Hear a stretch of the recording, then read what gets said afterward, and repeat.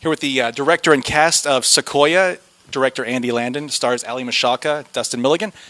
First of all, let's start. How did this project begin? I read a script with somebody I went to school with. I went to USC, and it was a really funny script about some very heavy material. And so a friend that I collaborate on short films with, Giles Andrew, put the film together, and he asked me to direct it. So from there, I got to have this wonderful cast be a part of it. And Dustin, how did you come to the project? I guess we just auditioned like regular actors.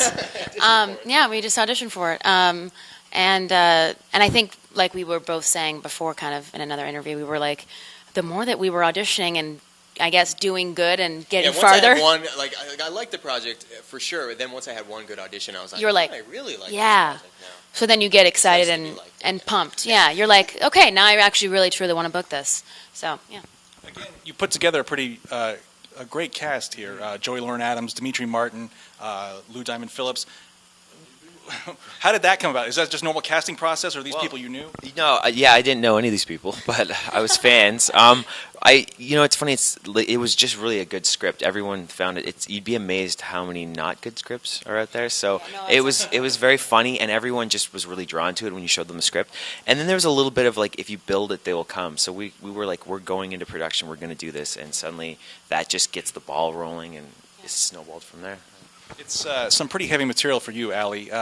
Is that have you done a role with that kind of, I guess, tragedy at its core before?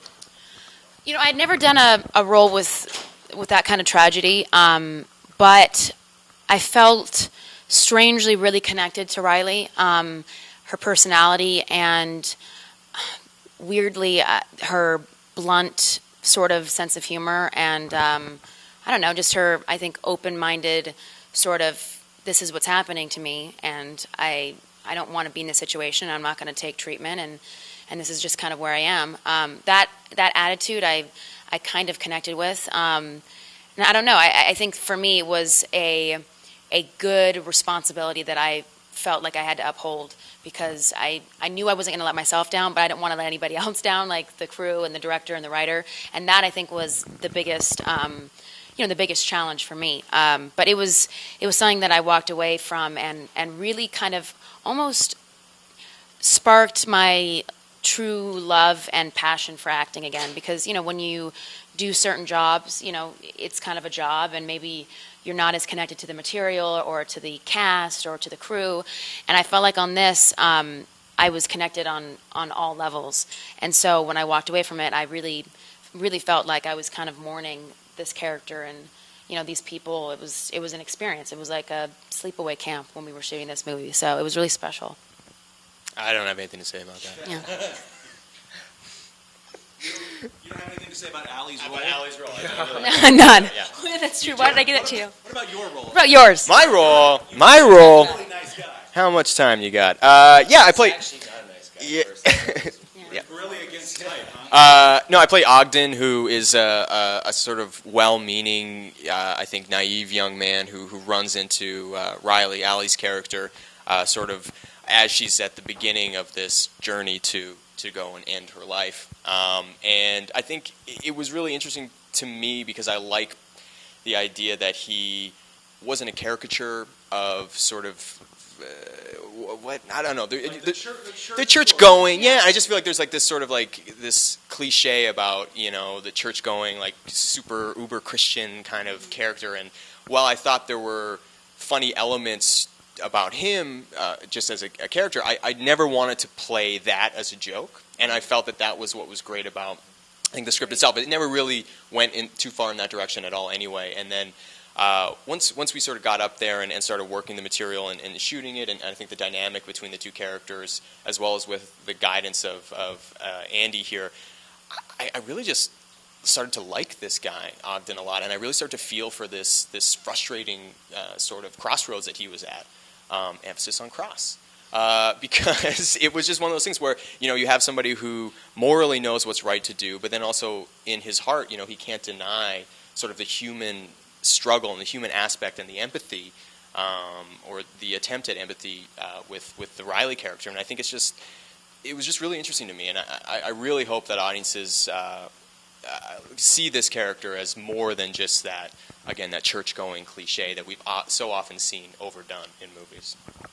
Excuse me, sorry. Allie, your character, not to give anything away, I guess, with a diagnosis of the cancer that she has, is pretty much, I guess, doomed. Did you reach out to anybody who maybe suffered from cancer or had known somebody, that lost somebody that with the same disease to kind of feel what they were going through, what someone at that young age would do in that situation?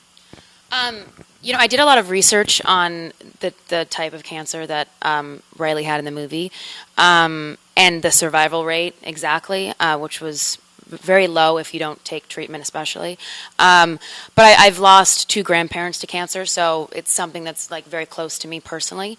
And I mean, I think on just a human level, regardless of having any connection to it, I think we all can understand that anything that's a terminal illness is, I mean, there's something about that you can't really be more helpless in that sort of a situation. And I mean, I can't imagine, being young and finding out that is something that, is awaiting your future. So I could just kind of try to put myself in her shoes a little bit of like, wow, how would I actually really respond to this? How would I feel if I was getting this sort of, news? And I guess that's really what you do as an actor, is you try to take any small bits of reality that you can use, for your character and try to, bring that character to life. Andy, let's talk a little about the production. It's beautiful. I mean, the Sequoia National Park is go wrong with a background like that. Yeah. We always know that the movie was going to look good. Look amazing. It was just the other elements. So the elements, Riley's character carries around a DSLR like everybody uses now. Was right the one we're shooting on right now? Was all the footage shot by Allie? Yeah, that we gave her my camera, which she broke the lens by the end of it. But it was great. I mean, at one point we were thinking about like trying to shoot these things ourselves, but the second you go in there and you plan it, it's just over contrived. So it was nice she was actually filming. Sometimes the lighting was bad, sometimes it was out of focus, but it just really well, no, it actually turned out really good. It just gave it a more sincere feeling, like you can just tell that somebody was actually filming that stuff. So now there's a parallel story here about your parents.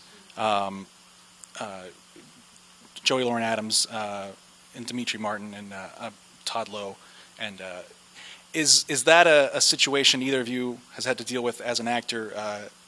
I mean, coming from parents that mean well, but maybe I don't want to call your parents bad, but just I guess you have differences as you're growing up. What are you saying about my parents right now? Apologize to Mr. and Mrs. Milligan. They've called me to ambush you. This is an intervention.